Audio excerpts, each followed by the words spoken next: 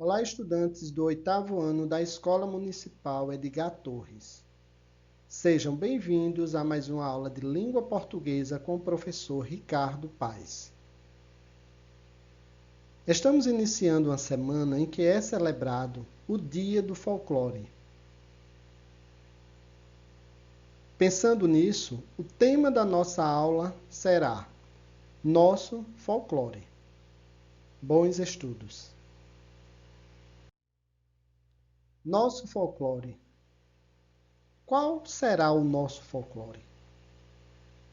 É isso que a aula pretende, né? Proporcionar a você o conhecimento das mais diversas formas de cultura vivenciadas pelo folclore brasileiro em todas as regiões do país.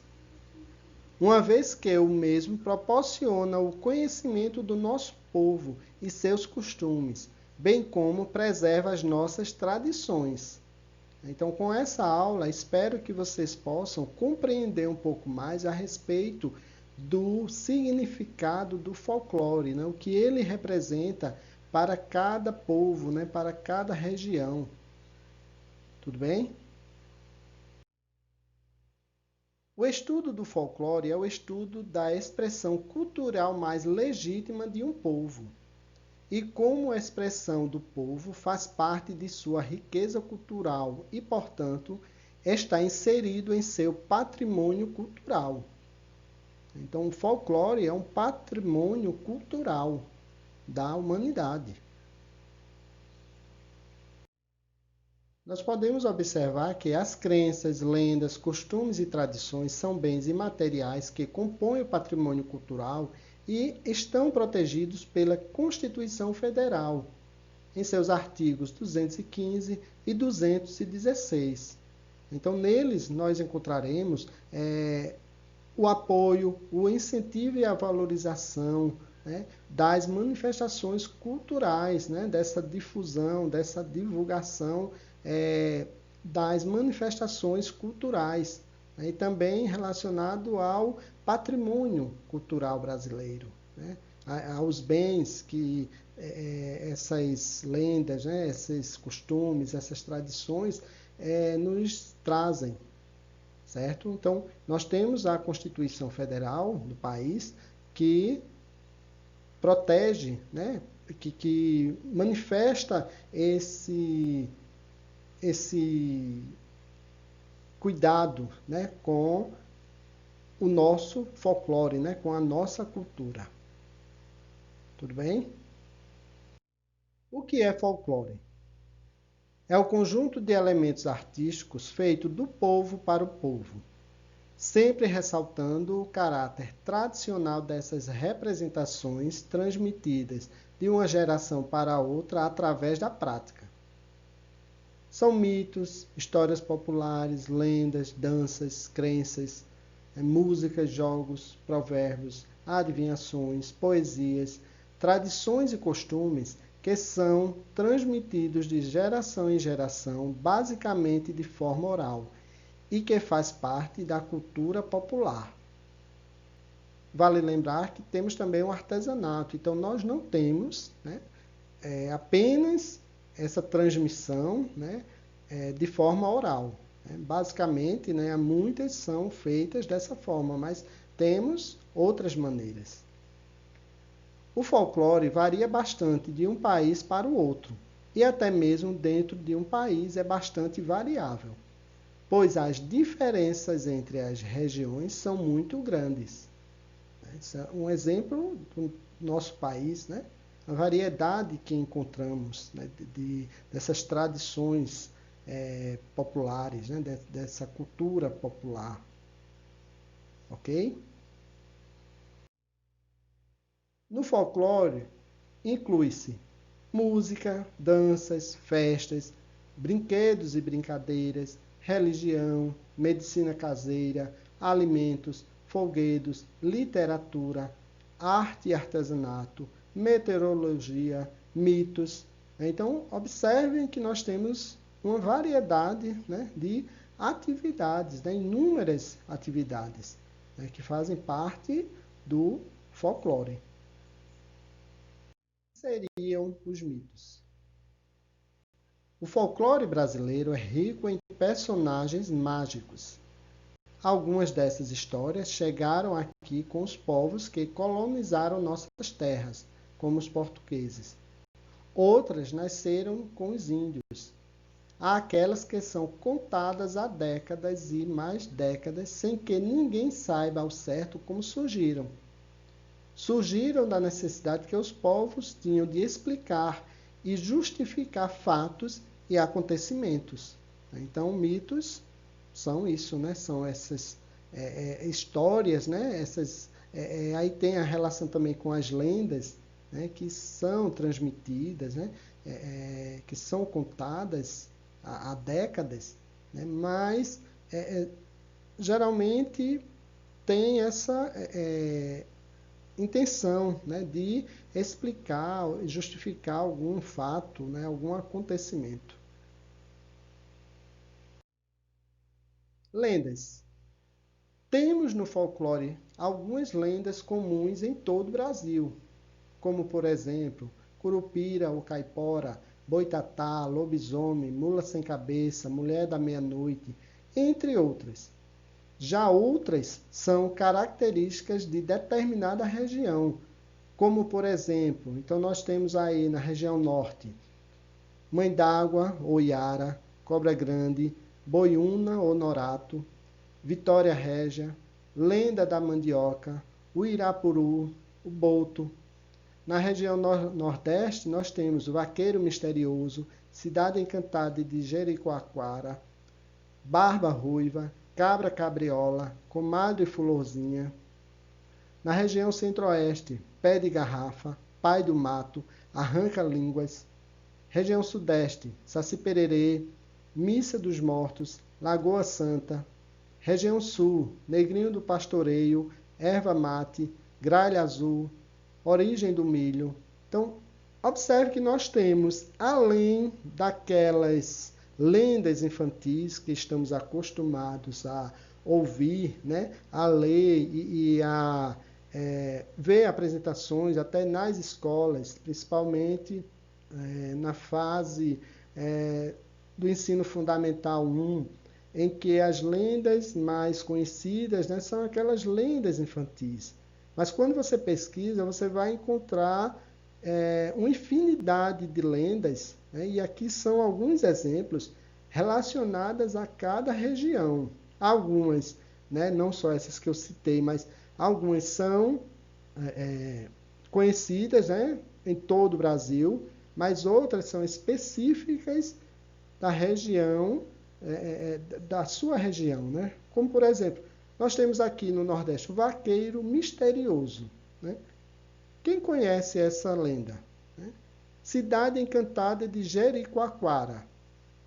Né? Então, observe que são lendas até, muitas vezes, desconhecidas das próprias pessoas que fazem parte da região.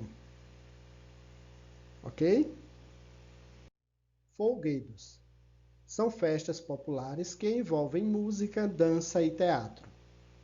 São formados por aspectos culturais dos povos indígenas, africanos e portugueses. E ao longo do tempo foram sofrendo algumas mudanças e recebendo novas características. Em suas realizações, as pessoas não são meros observadores, consumidores, mas os sujeitos das ações, seus atores sociais. As comunidades se envolvem em todas as etapas e seus participantes se organizam em grupos estruturados, respeitando a divisão de trabalho e hierarquia interna. Entre os folguedos encontramos Bumba Meu Boi, Cavalhadas, Congadas, Marujada, Reizado, Pastoril. Então, esses folguedos têm essa organização, né? E quando diz respeitando a divisão do trabalho e essa hierarquia, né, interna, porque muitas vezes ali são criados personagens, né? Existem os personagens dentro desses folguedos e que precisa ter justamente esse respeito, né, ao trabalho e essa hierarquia, né, entre os, vamos dizer, os comandantes e os comandados. né? Então, precisa ter essa organização para que o trabalho, né, essa música, essa dança e esse teatro seja bem representado. Festas são as comemorações que compõem a identidade de um país. Algumas têm origem religiosa, tanto católica como de cultos africanos, e outras são folclóricas. Autos, folguedos, bailados ou danças dramáticas dominam expressões complexas em que, no mais das vezes, a dança se constitui um elemento de destaque. Então, nós temos inúmeras festas com esse caráter folclórico, né, de representação cultural. Danças folclóricas são expressões populares ligadas intimamente à vida das comunidades que, com espírito lúdico e socializante, extravasam alegria, comemoram vitórias, celebram fatos, animam e agregam jovens e velhos. Seu aprendizado se dá pela interação, em que se preserva uma grande dose de espontaneidade, que lhes confere fluidez e flexibilidade. Todos os que desejarem podem se envolver com a dança, desde que devidamente adequados às suas peculiaridades. É a manifestação espontânea de uma coletividade, sendo, portanto, coletiva e aceita pela sociedade onde subsiste. Não só pela quantidade e variação, como pela sua frequência, são as expressões mais fiéis do nosso espírito musical. Nelas, a música, o canto e o gestual encontram-se perfeitamente interligados, interativos. Então, nós encontramos nessas representações, né, nessas danças, esse caráter de celebração, né, de acontecimentos ligados à comunidade. Né? E claro que, como diz, quem tiver interesse pode participar, né, contanto que respeite, né, e que estejam adequados às suas peculiaridades. O que é isso? Aos seus trajes, né? Então, muitas vezes você precisa ter, né? E precisa não, e exige, né? E existe essa tradição, né? Dos trajes, né? Então, dos gestos, né? que são executados durante as danças. Tudo bem? Artesanato é uma manifestação popular, uma criação de objetos utilitários manual, feitos um a um. Traduz as crenças e tradições, expressando de forma marcante a criatividade e a ousadia da arte popular da região. A técnica é passada de pai para filho, de geração em geração. As formas, pouco a pouco, são absorvidas pelo povo, se espalhando por todas as partes do país. É expressa através de pinturas, de esculturas, nos acessórios domésticos, nos utensílios caseiros, nas rendas, nos bordados, nas dobraduras e em tantas outras expressões. Tem função utilitária, como as cestarias, a tecelagem, a cerâmica e as próprias ferramentas de trabalho do artesão. Os índios foram os nossos primeiros artesãos, pois dominavam a arte da pintura utilizando os pigmentos naturais, a cestaria e a cerâmica. Você pode observar aqui que o artesanato ele traz muito esse caráter identitário, né, de identidade de um povo, né, de uma região. Então, a produção, ela, além de ter esse caráter, né, essa especificidade, também aborda muito o aspecto da matéria-prima local. Então, o que eles têm mais em abundância, o que eles encontram com mais facilidade, eles utilizam. Né? Como, por exemplo, nós temos aqui em Pernambuco, Tracunhaém, e Caruaru, que trabalham com o barro, né?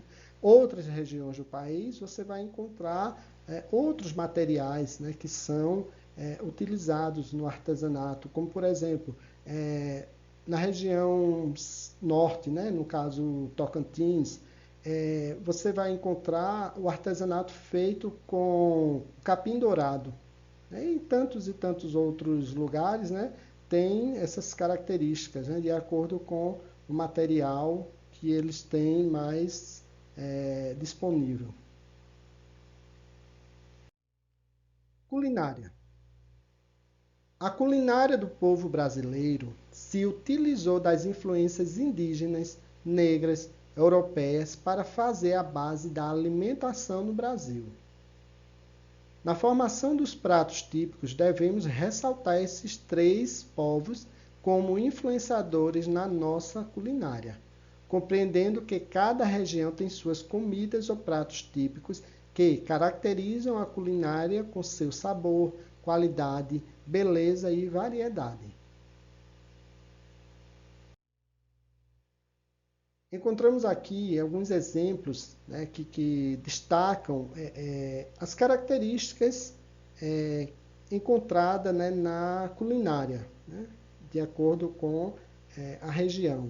Então, na região norte, por causa das florestas e rios, influência indígena, predominam as frutas, peixes e a mandioca. No Nordeste, vê-se a predominância do coco, que veio da Índia, do dendê, de feijões, inhame, macaxeira, doçaria variada, peixes e crustáceos, buchada de bode, carne de sol. Na região Centro-Oeste, por causa dos grandes rebanhos de gado bovino, há predominância dos pratos de carne. No Sudeste, devido à sua característica cosmopolita, há todos os sabores do mundo. E na região Sul, por conta da imigração, há muita influência das cozinhas italiana, alemã, polonesa, entre outras. Então, observe que nós encontramos aí algumas características, mas não encontramos, claro, os pratos, né? Isso, você pesquisando, você vai identificando, né? E encontrando também outros produtos, né, que são específicos da região. Brincadeiras. As brincadeiras populares são o traço cultural de maior pertinência no folclore urbano e rural. Quem não conhece uma brincadeira, um versinho popular ou uma cantiga de roda? As músicas, os brinquedos e os jogos fazem parte do rico folclore infantil brasileiro. Os jogos tradicionais infantis compreendem brinquedos e brincadeiras. Brinquedos e brincadeiras, né? Que diferença há? Brinquedos são aqueles em que não há disputa. Brinca-se por brincar, joga-se por jogar. Brincadeiras são aqueles jogos em que há disputa, que provoca o desejo de ganhar, de vencer. Tudo parece fiel às origens, século após século, no conservador universo das brincadeiras infantis. Considerado como parte da cultura popular, a brincadeira tradicional guarda a produção espiritual de um povo em certo período histórico. Não se conhece a origem das brincadeiras, seus criadores são anônimos. As brincadeiras costumam variar conforme a região, mas mantêm sua essência, sua forma e sua poesia. Você vai ver que nas brincadeiras, né, tradicionais, infantis, que são incorporadas, né, essa ludicidade brasileira, né, esse caráter criativo, né, de brincar mesmo, né, sem a intenção de disputa, chegou ao país por intermédio dos portugueses, que já carregavam uma antiga tradição europeia, vindo de tempos remotos. E, posteriormente, né, no Brasil, receberam novas influências, aglutinando-se, né? Ou seja, unindo-se com outros elementos folclóricos, como do povo negro e do índio. Né? Então, nós encontramos aí nesses brinquedos, nessas brincadeiras, eu encontrei um tempo desse, uma pesquisa interessante de uma professora, né, em que ela viajou conhecendo essas brincadeiras, né, esses brinquedos de diferentes regiões do país. Né? E essas brincadeiras simples mesmo, essas brincadeiras populares, né, em que a criança produz, né, e fantasia as histórias, né, e trabalha com esse lúdico, né, com essa criatividade, com essa imaginação. Ok? Cantigas. São de rua e de salão. Cantigas de roda e parlendas, ditos e rimas, que residem nos 4 cantos do Brasil desde o século XVII. São ótimos meios de transmissão da educação musical e das tradições através das gerações. Geralmente, as mães e as avós ensinam às crianças as cantigas que cantaram na sua infância. Desenvolvida sobretudo pela oralidade, não fica cristalizada. Está sempre em transformação, incorporando criações anônimas de gerações que vão se sucedendo. Aprende-se cantando na calçada, no quintal ou na escola a se socializar e vivenciar uma variedade de ritmos e sons. Adivinhas ou adivinhações são perguntas em formato de charadas desafiadoras que fazem as pessoas pensar e se divertir. São criadas pelas pessoas e fazem parte da cultura popular. Parlendas. São brincadeiras em versos com rimas acompanhadas por dramatizações, movimentos e mímicas. É uma brincadeira utilizada com a palavra para entreter, acalmar, divertir a criança e trabalhar com a memorização e a fixação de alguns conceitos. Então, vejam que as parlendas, né, elas são expressões que ninguém sabe quem disse pela primeira vez, quem inventou, nem para quê. Né? Mas hoje sabemos que elas são usadas para divertir, né, para acalmar, né, e para trabalhar essa memorização e essa fixação de conceitos. Certo? Trava-línguas. São parlendas que apresentam dificuldades na pronúncia de suas frases, com pequenos versos em que se brinca com a fonética, ou seja, com a pronúncia das palavras, através de repetições e rimas similares ou contrárias. Então veja aí um exemplo de um trava-línguas. O tempo perguntou ao tempo quanto tempo o tempo tem. O tempo respondeu ao tempo, que o tempo tem tanto tempo quanto tempo o tempo tem. Então, vejam, né, como fazemos essa leitura rápida, né, e essas palavras, né, que se você não tiver cuidado, né, muita atenção, você pronuncia de outra forma, você troca essas palavras. Tudo bem?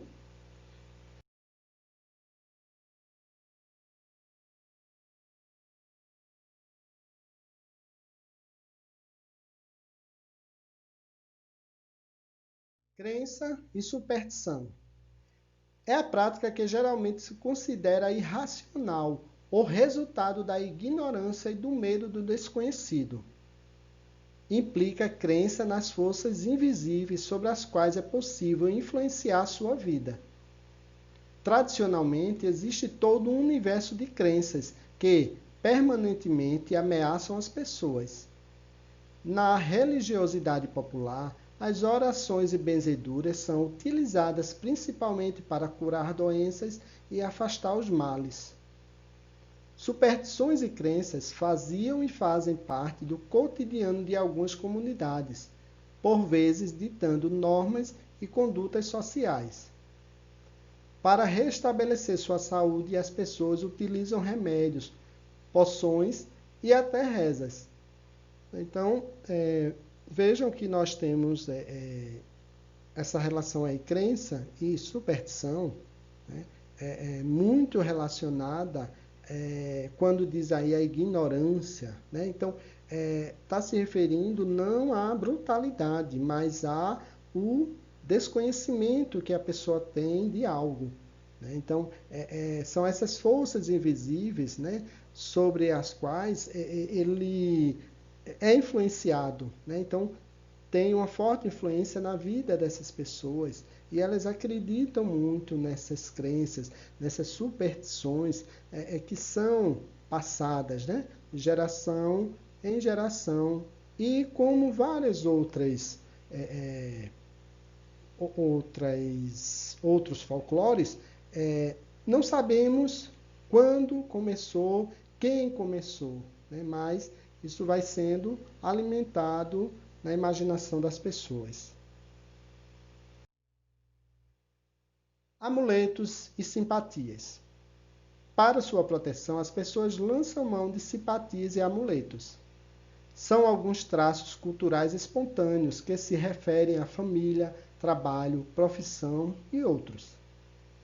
São pequenos objetos, figuras, medalhas, figas, que têm poderes mágicos e que podem afastar o azar ou trazer sorte. São uma constante no comportamento humano e, desde a antiguidade, são encontrados nas mais variadas culturas. Simpatia é uma prática muito difundida entre as diversas classes sociais, empregada com a finalidade de chamar chuva, curar doenças, encontrar noivo, achar emprego, fazer chover, etc.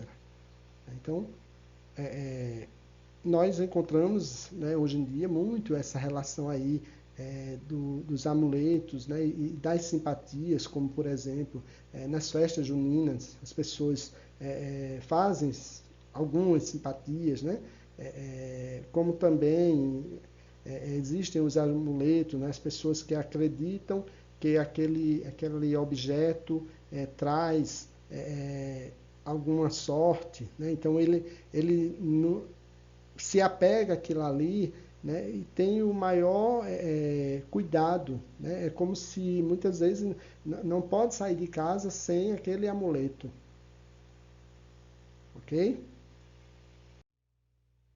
Religião e cultos populares.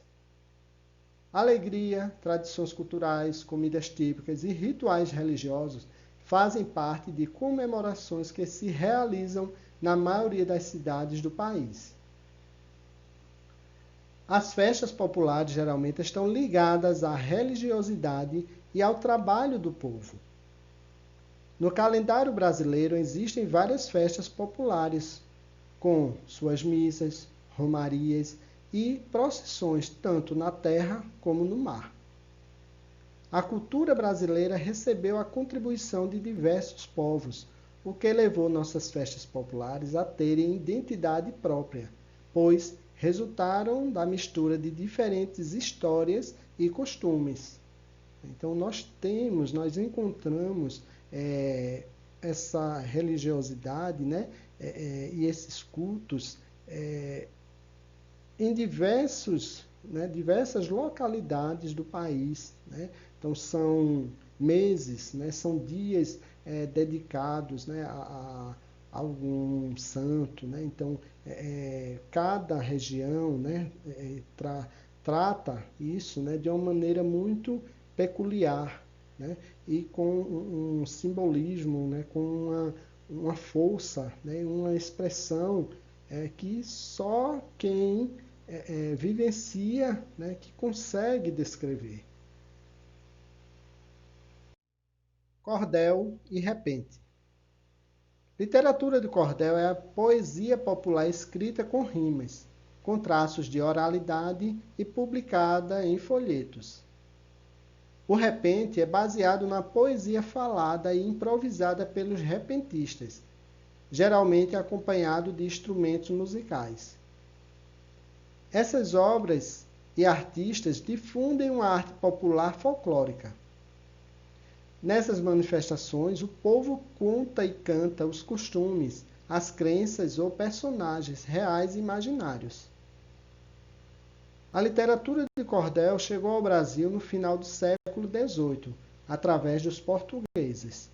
Então, nós encontramos aí essa relação com a literatura, né, quando falamos sobre o cordel. Bom, chegamos ao final da nossa aula e agora você vai dar início à atividade. Hoje, você irá produzir uma paródia. E o que seria isso? Paródia consiste na recriação de uma obra já existente a partir de um ponto de vista que estabelece diálogos, criando um novo texto baseado num texto referência. Isto é, você vai fazer uma paródia, que é essa recriação, utilizando uma música ou um poema, né, e fazendo esse diálogo, estabelecendo esse diálogo com ou sobre o tema que nós tratamos nessa aula. Então, hoje você irá produzir uma paródia estabelecendo diálogos entre os estudos sobre o folclore através de uma música ou poema de sua preferência. Observem as orientações. Sendo possível se reunir virtualmente com outro colega, faça essa atividade em dupla. Assista no YouTube aos vídeos com paródias sobre o folclore brasileiro. E assistindo a esses vídeos, você vai poder se nortear, né? Você vai ter alguns exemplos, alguns modelos que vai dar vai lhe orientar, né, na produção. Escreva sua paródia usando como base o estudo sobre folclore. Lembre-se de utilizar na produção os diversos campos de expressão da cultura popular. Então, nós falamos aí sobre vários campos de expressão, né? Nós falamos de artesanato, nós falamos de brinquedos e brincadeiras, de mitos, de lendas, danças. Né? Então, lembre-se desses, né, campos, percebam, né, e lembrem e releiam, né, observem o que significa folclore, né, e produzam a sua paródia. Produza slides com a apresentação da letra e grave um áudio ou vídeo recitando ou cantando a sua paródia. E, por fim, envie para o professor. Ok? Bom, temos aqui as referências.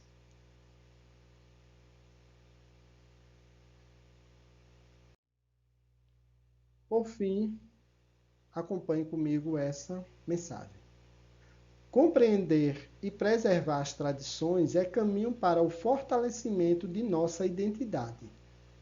O Brasil, país de índios, negros, descendentes de europeus e asiáticos, país multiétnico, onde mesmo as manifestações de fé não dispensam o canto, a dança, a música e a comida que alegram o espírito.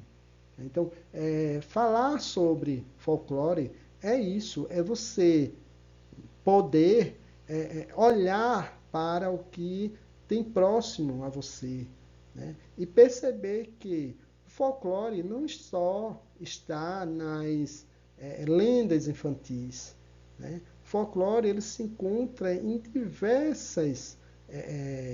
diversas expressões, né, que trazem, né, que falam de um povo, certo? Que traz essa história, né, e que resgata as memórias, né, de uma localidade, né, de uma família, né, até de um país.